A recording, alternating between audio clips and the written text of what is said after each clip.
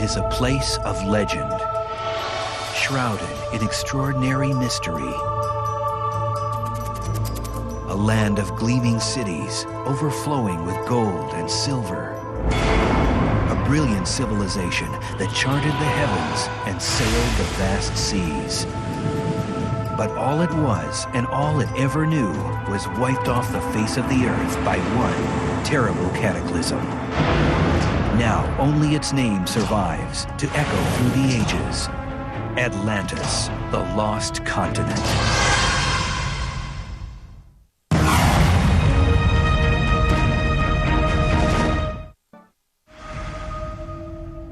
The legend of Atlantis has inspired the imagination of artists and explorers throughout the ages, blurring the line between fantasy and reality.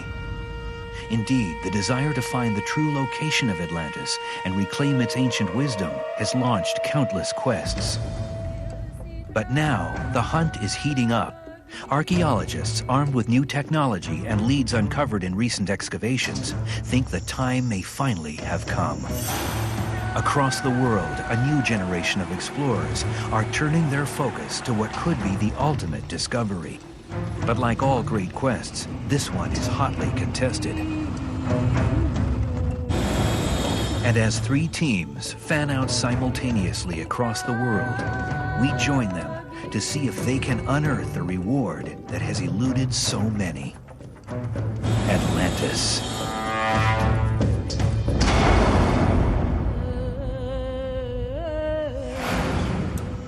Ivar Zapp is a man obsessed. A professor of engineering who's devoted his entire life to finding Atlantis, he's convinced the lost civilization will be found here in the dense rainforests of Costa Rica. His theories are based on archaeological discoveries of ancient artifacts that suggest these jungles were once home to a highly sophisticated civilization. Now he's hoping that high-tech sensing equipment will lead him to the truth. Underwater explorers Greg and Laura Little believe they have the answer, and Atlantis is beneath the waters of the Caribbean. They have come to explore and chart a strange man-made structure, which they believe can prove they have found the remains of the long-lost kingdom. Convinced the other teams are wrong, maverick archaeologist Simon Cox is joining forces with ancient Greek expert Tom Martin to prove they have found the answer to the 3,000-year-old mystery. Cox is an adventurer who spent his life exploring the mysteries of the pyramids. Tom Martin has spent his career studying, researching, and trying to understand the ancient world which we've come to seek. Their search begins at the wellspring of the mystery of Atlantis, Athens, Greece.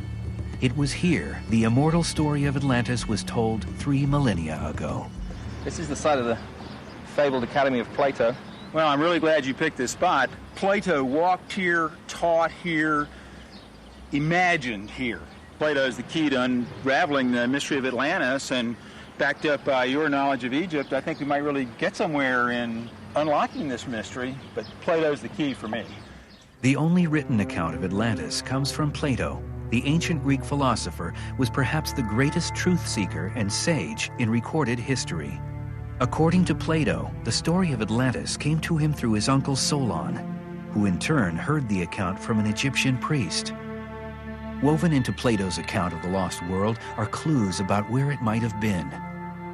But like any great mystery, and one that lasts 3,000 years must qualify as one of the greatest, the clues are fantastic and puzzling. Few can agree on what they mean or where they point.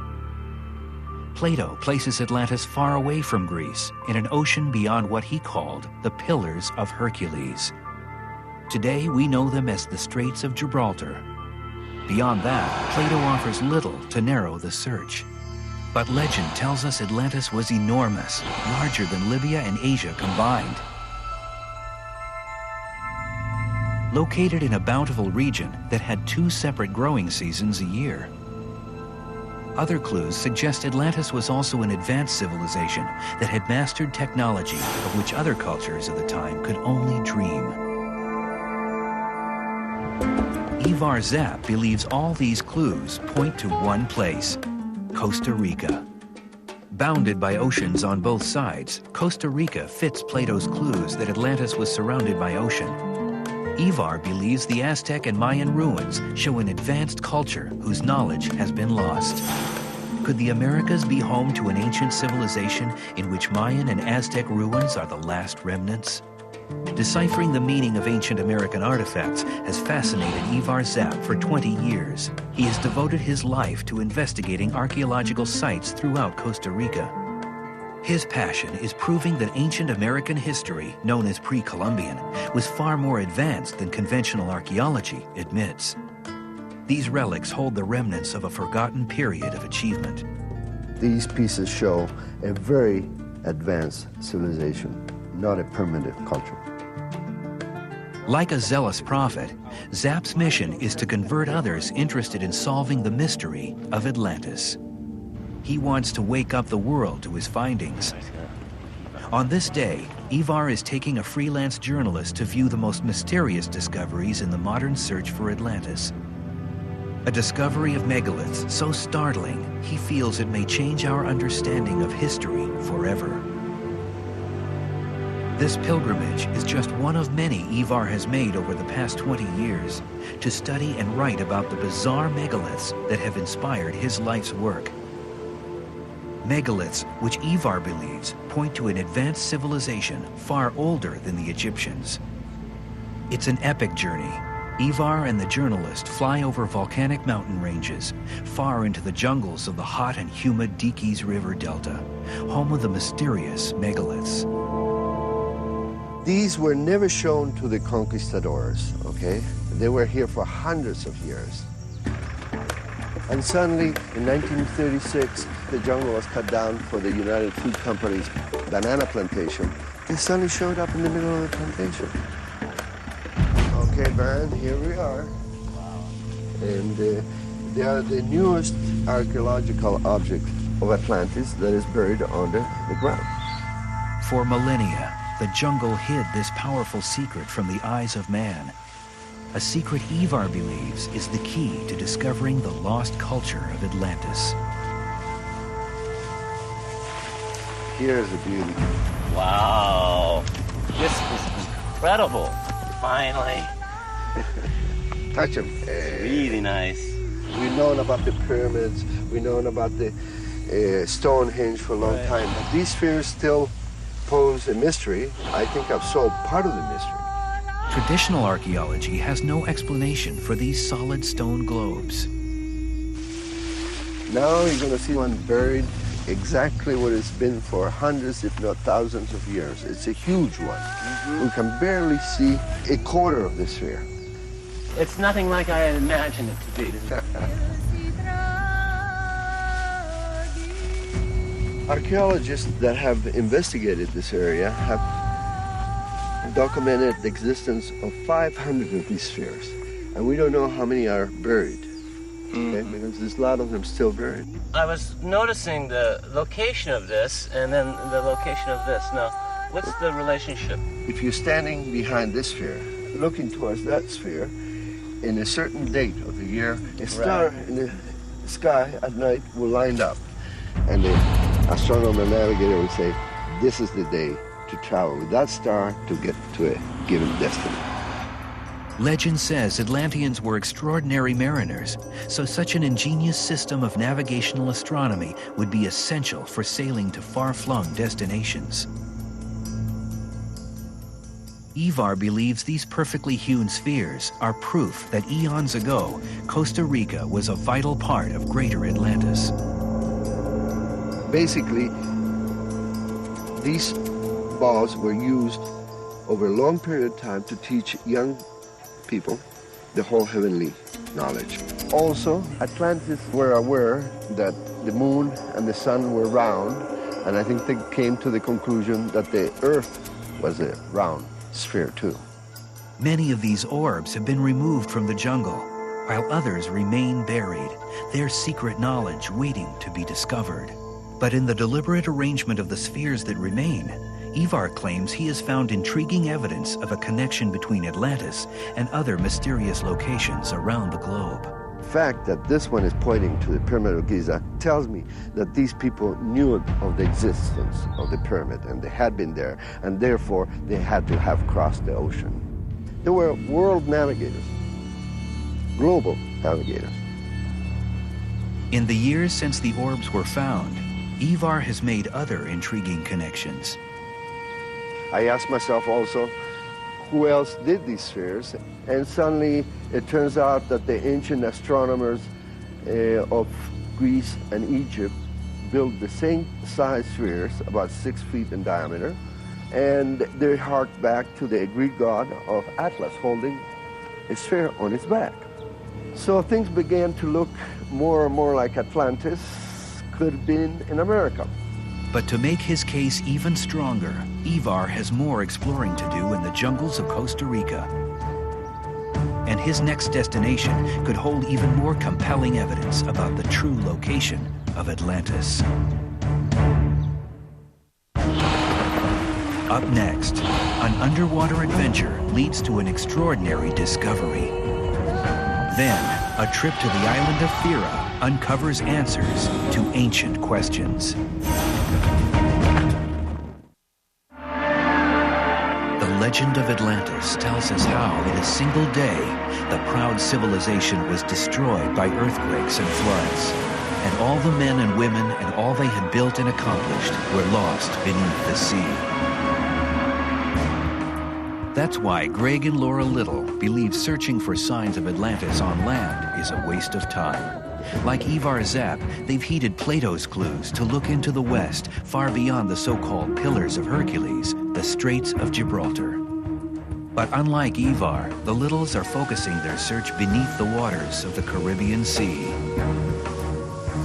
Marine archaeology is a portion of our search because a lot of the ancient civilizations will be found underwater.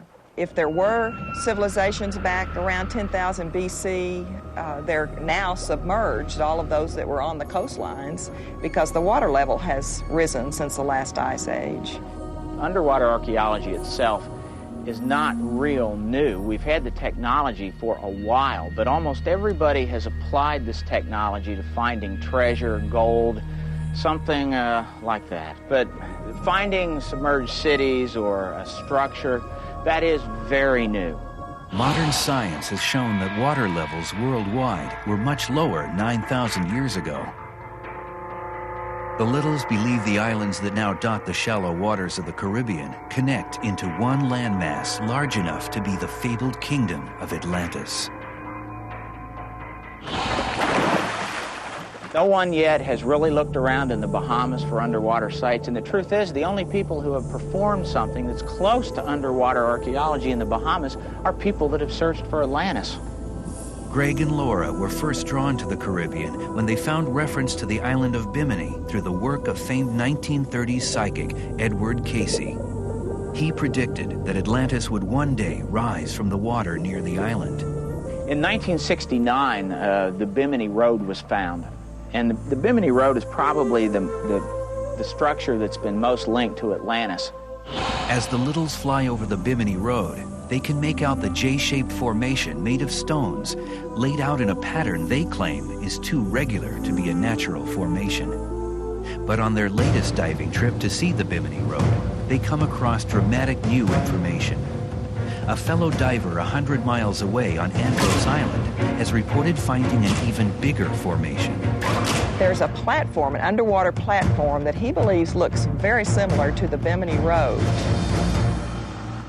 But time is of the essence. A hurricane is fast approaching Andros Island, and if they wait too long, shifting sands could forever bury the new discovery.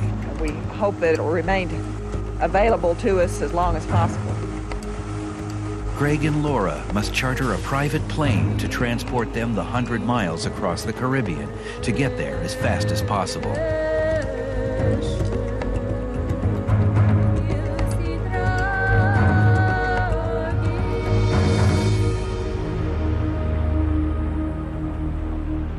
It's 100 yards out there, some sort of a stone structure. It's bigger than the Bimini Road. It's there. We'll find it.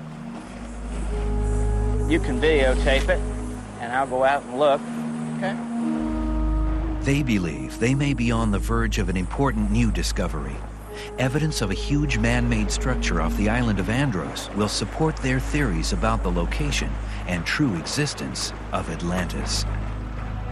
In this first attempt to locate the stone structure, Greg will swim with a snorkel to where the stones have been sighted. To find the strange new structure, Greg must study the floor of the sea and distinguish between the natural stone formations and coral growths before he can recognize the stones that could have been put in place by man. As he swims, Greg finally begins to see something that could be huge slabs of stone placed side by side. Is this what he has come so far to find? The scale of what he sees certainly exceeds his expectations. Well, it looks something like the Bimini Road, but it's a lot bigger. It's at least 100, 150 feet wide. I don't know how long it is. I didn't reach the other end, but certainly it's 300, 400 yards long, and it's got gigantic stones, 20, 30 feet, rectangular stones. We'll definitely have to come back and look at it, have to measure it. It's going to take a lot of time and energy. If their find is indeed part of Atlantis, it begs the question, how did the continent end up under the sea? The Littles think rising waters after the Ice Age simply submerged the mythical continent. But according to Plato, something much more cataclysmic destroyed Atlantis, which is why Simon Cox and Tom Martin have come to this island in the Aegean Sea, which was the site of the largest volcanic eruption in history. You can see the different layers of the material that came out of the volcano. This is the island of Santorini, known in Plato's time as Thera. The smaller islands that dot this bay are remnants of the biggest volcanic eruption in history, an eruption so massive it caused floods and earthquakes and darkened the skies around the world.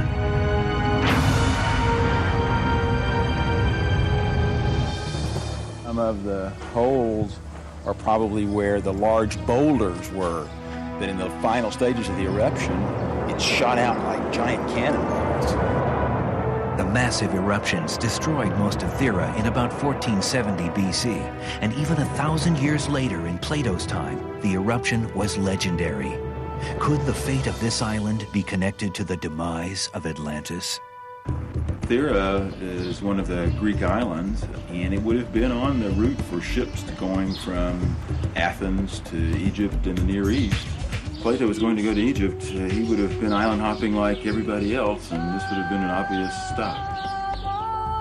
Another vital clue is an ancient Egyptian legend far older than Plato's that talks about the Sea People, an advanced civilization from across the sea that the Egyptians both respected and feared. Could the Sea People have been the Minoans of Thera, or were they the real citizens of Plato's Atlantis? The search for more clues about Thera's ancient history brings Tom and Simon to this museum, home to artifacts from before the apocalyptic eruption. See what they have here? Oh my goodness, it's the papyrus fresco. That's what you'd see along the banks of the Nile. Absolutely. This is definitely an Egyptian icon, and this is definitely something you would only see in Egypt. This doesn't grow here. So this is a very, very important piece because this does give us that connection between this place here and Egypt. Right. The ties between Egypt and the island's ancient culture are abundantly clear. Simon, what does that say to you? This is definitely just as Plato said. Here we have the concentric rings. With the island in the center and even a canal leading out to the sea. There isn't one other place on the planet that fits this description. Not one. The shape of the bay mirrors Plato's description of a circular city ringed by water. So, on our sort of imaginary checklist, really, of Atlantis and Thera, this actually marks it off really nicely. And I think it's a really big check mark. Yeah. But in archaeology, the devil is in the details. Tom and Simon want to explore more of ancient Thera before they dare to claim they have found Plato's inspiration for the lost civilization of Atlantis. When we return, new technology exposes ancient secrets locked beneath the Costa Rican jungle. and our underwater detectives are hot on the trail of a lost city.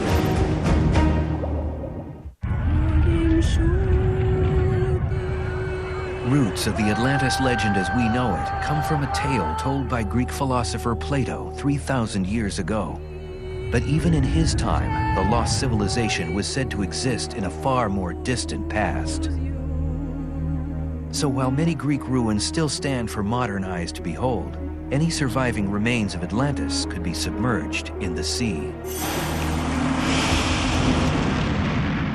Or perhaps buried somewhere in the Americas.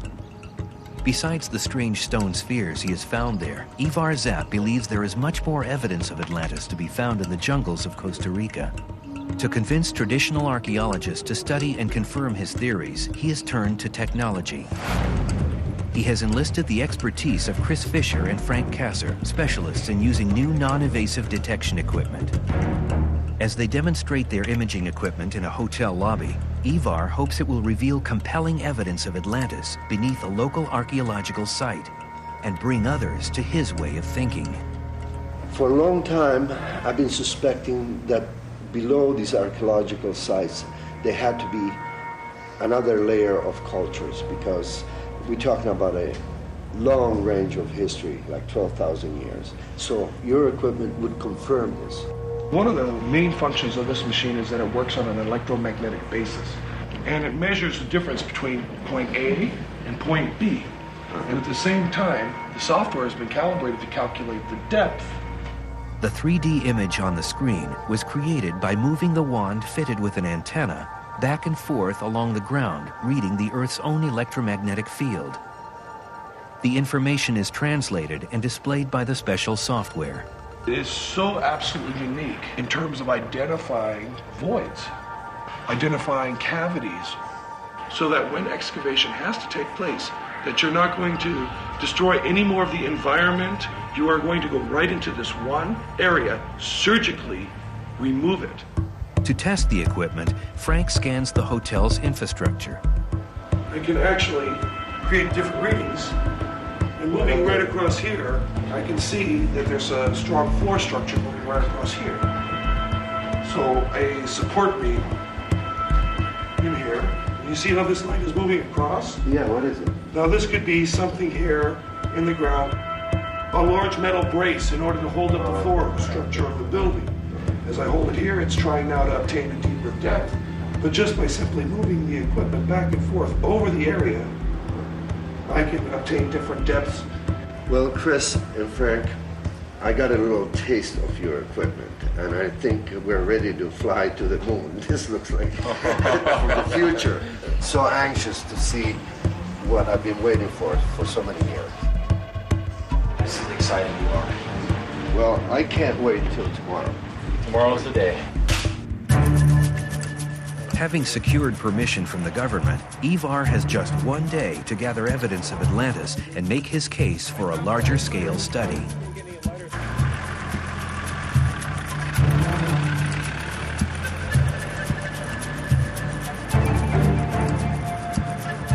Ivar and his team drive 100 miles deep in the mountain jungles to Guayabo National Monument, site of ruins belonging to a mysterious ancient culture.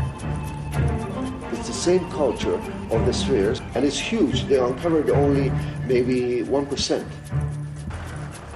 Does this lush tropical countryside hide the remains of ancient Atlantis?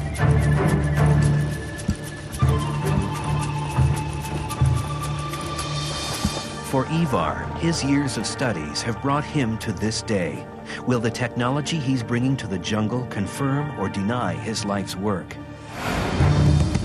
Meanwhile, Greg and Laura Little are closing in on what they believe is the biggest piece of evidence in their 10-year search for Atlantis. Following a hot lead, they are off the coast of Andros Island, anxious to take a second, closer look at a huge underwater structure they believe is evidence of the lost civilization.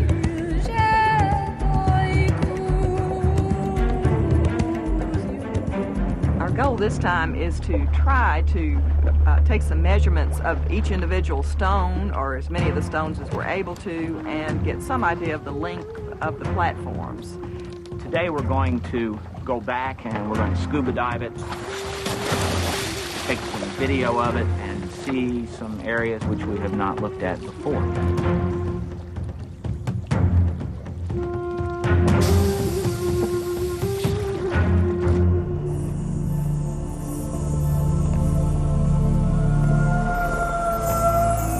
Tide here is tremendous.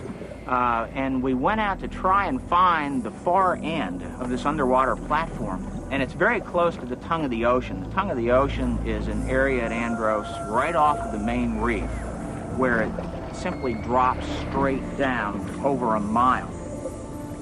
But before you get to that is where this platform is. They must fight against the tides as they swim along the top of the pattern of stones to calculate the size of the structure. As they measure each huge stone, they swim on, trying to get a complete picture of the amazing new breakthrough.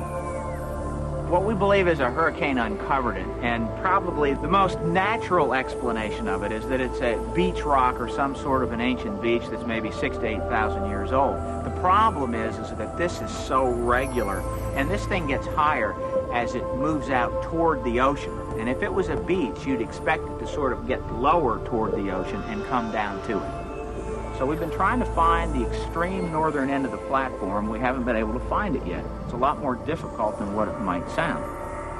Although exhausted and still trying to locate the end of the platform, Greg and Laura believe they have a significant find. The so-called tongue of the ocean's sheer drop suggests this may be an ancient port. Could this have been the home port for thousands of ships ready to set sail and bring knowledge of Atlantis to the four corners of the earth?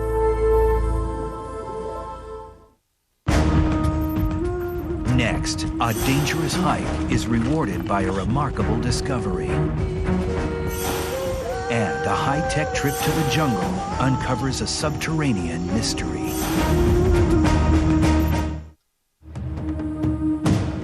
The fabled civilization of Atlantis is said to have been highly developed for its time, boasting advanced technology designed to coexist with the lush natural environment of the lost continent. Convinced that evidence of such a civilization exists in the jungles of Costa Rica, Ivar Zapp has led a team armed with sophisticated underground imaging equipment to Guayabo National Monument. I think that here we have an archaeological trace of the culture of Atlantis. These massive mounds and this section of a massive roadway cover 20 acres and are just part of what archaeologists believe could be an ancient city of over 200 acres lost to the jungle. If I wanted to interpret the size of this city, if it's as big as archaeologists have already detected, then I could say that it could have belonged to a society like the Atlantean. No one knows what happened to the people who lived in this city, but what they left behind tells Ivar they were like the people of Atlantis, master builders and engineers. This fruit is called guayabo, and this place is called Guayabo. There's a lot of these fruits around in the forest. And when Plato spoke about Atlantis, he said that it was in a place that was very lush, full of fruits and hardwoods. We see it all around us, full of hardwoods, fruits, and big cities like this. According to legend, Atlantis was huge and boasted many gleaming cities. Ivar believes Guayabo was home to the same Atlantean navigators who used the stone spheres to study the stars. Even though Guayabo is about 100 miles from the ocean, it doesn't mean that it's disassociated from navigation, because we could think of it as a university, as a center of study over the heavens, and protect it from invaders that come from sea. So this was like a hideaway, ancient astronomical observatory. Has any of this been excavated at all? What I understand is they haven't gone very deep. So your presence here today is extraordinarily interesting, because we might, after all, find out today what is below here. That's what we're hoping to tell you. Traditional archaeology says Guayabo dates back to 1000 BC, But Ivar believes that beneath the surface of this ancient city are signs of a culture far older, old enough to be Atlantis, 10,000 years old. Today we're going to be using the electromagnetic locator. It's completely 100% non-invasive. And we're going to be doing some subsurface investigation for any type of underground burial chambers. These high-tech sensors act as antennas, sending electromagnetic signals back to the computer. Frank will be able to see a simple image and, using his keyboard, make adjustments to get a better view. Frank's first task is to create a grid by walking back and forth in a simple pattern. It allows him to concentrate on one area. Just by watching Frank here, I could tell he's onto something. He's triangulating in different directions, going over a possible tomb.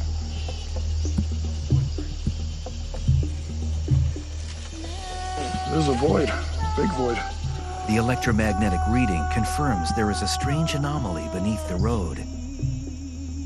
Working to get a clear image, Frank applies filters to define the shape of an open space below 1 meter of solid rock.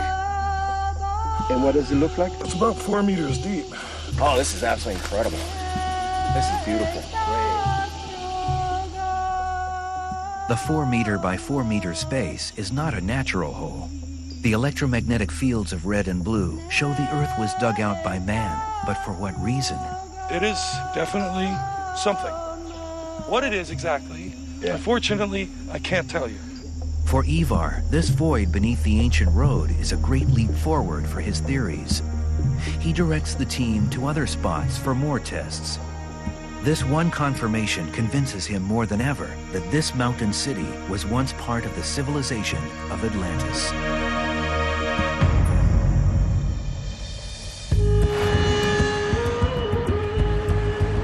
Exploring the island Santorini has strengthened Tom Martin and Simon Cox's theory that this is the location Plato described as Atlantis. Looking for clues to check off their list, they make the trip to the highest point to find the ruins of the once great capital of this island. Hiking in the extreme heat and wind, they climb 1,300 feet above sea level to search some ancient ruins. Tom's experienced eye and his knowledge of history tell him these ruins are too new to belong to Atlantis. They belong to the age of Plato, built centuries after the huge volcanic eruption destroyed the original civilization of Thera. This was the city Plato visited on his travels to Egypt. Tom and Simon walk in his footsteps, looking for any clue that Plato used this spot for inspiration. This was a thriving capital city 3,000 years ago, full of temples, houses, and lanes, and even an advanced water system. We had to catch the rainwater and keep it.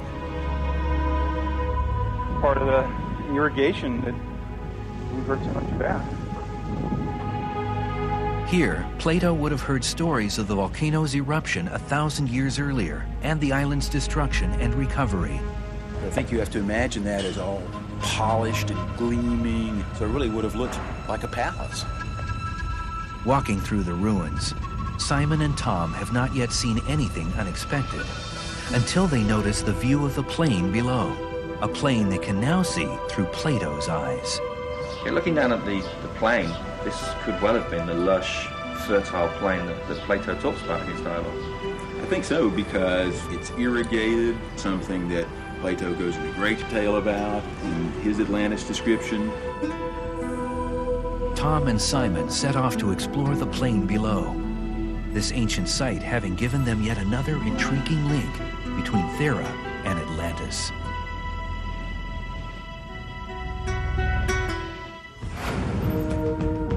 Meanwhile, the race to discover Atlantis has brought Greg and Laura Little to tiny Andros Island in the Caribbean. A huge structure lurking underwater has convinced them that this is the resting place of the Lost Kingdom. We think that it's very likely that there could be other structures actually stretching all the way from eastern Andros all the way down to Cuba. So far, they have measured and documented the stones that make up the Andros structure, and the results excite them.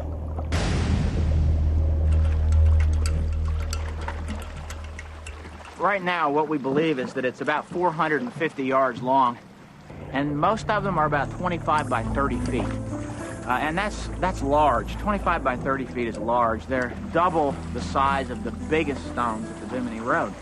We're going out for our second dive, see what else we can find. Laura, you ready? Yep.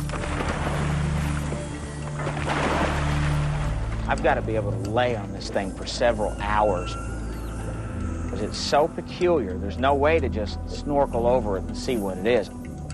It's so flat and so uniform, and the seams between these stones, a lot of them are right angles, perfect right angles.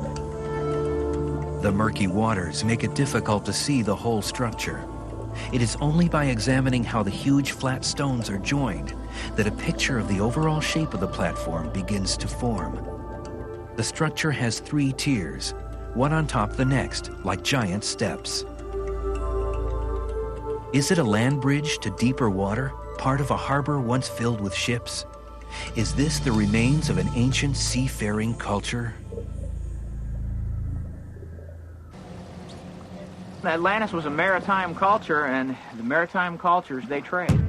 So back even 6,000 years ago, the platform would be exposed. So it's possible that some ships could have come in, and maybe it was a place where some trading went on. I'm impressed now. I wasn't real sure, but after seeing it firsthand, I'm impressed. It is something significant.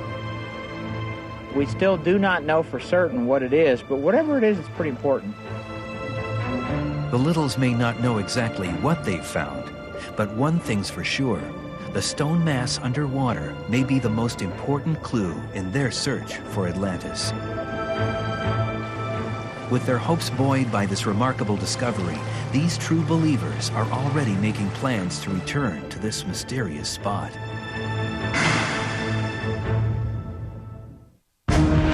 Coming next, will Atlantis be found entombed under layers of volcanic lava? Or will the lost city be discovered in the Americas? Wow. When we return.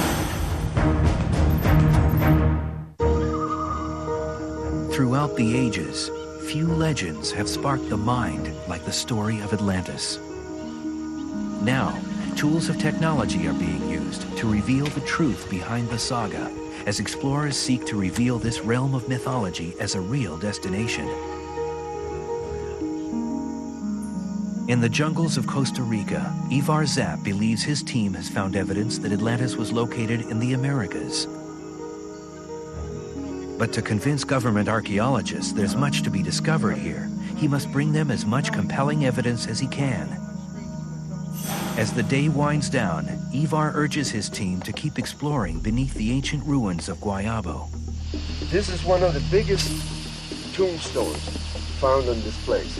For me, there's something very important underneath here. This stone weighs about probably 20 to 40 tons. It's about 10 inches thick over here. Yeah. Would you like to run a test I here? would love to see what's underneath this. Me too. Permission to do official excavations hinges on what his team can find here today. What they find could be the key to Atlantis. Ivar, take a look at this.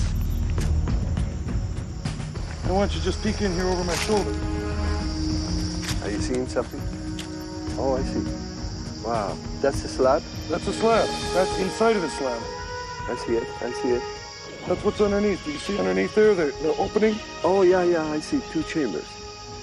Big chamber. It's one. It's a single chamber. It's a big chamber. It's halfway caved in. It's huge. It's massive. See that? Yeah. For Ivar, the double chambers hidden underneath a 30-ton stone tell him this is an important site for future exploration. Twice as large as the earlier find, these underground chambers could indeed contain secrets of the lost civilization. And perhaps, as a result, we will finally get funding to do some serious archaeological research in Costa Rica. Could these chambers under the earth be the remains of an ancient city, one so old that it predates all known civilizations? Ivar is certain that's exactly what it is, and perhaps more importantly, that with further exploration, he'll be the one to find it. As they've explored the island of ancient Thera, Tom Martin and Simon Cox have grown more convinced than ever this was the place which inspired Plato's image of Atlantis. But before they draw any conclusions, they want to explore one last location on the far side of the island, a place that will be the most critical clue in their search, the ruins of Akwatiri.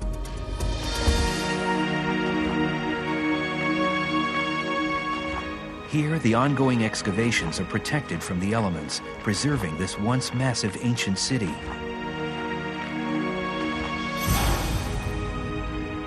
In 1600 BC, Akwatiri was destroyed by Thera's great volcanic eruption.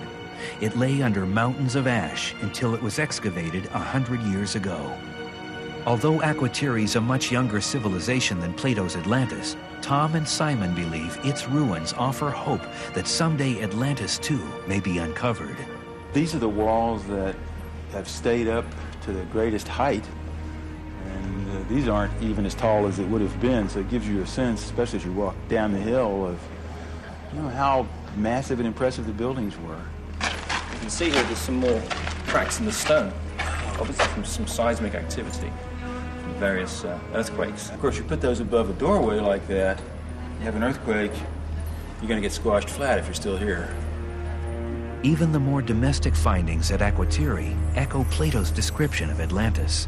Seems to be one of the group kitchen and food preparation areas, because the way Plato describes it, people didn't have their own individual kitchens. I mean, they had their houses, but they'd make food together and eat together like they were at camp all the time. Right.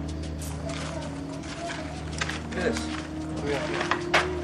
Hey, it's a bathtub. So do these guys have some kind of plumbing system going on? Yeah, they did. They had a way to get water in and out of the house.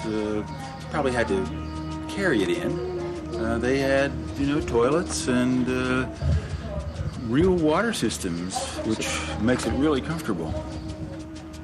We can see today from what archaeology has revealed that it really was, I think, by any standard, a sophisticated and rich civilization. Right.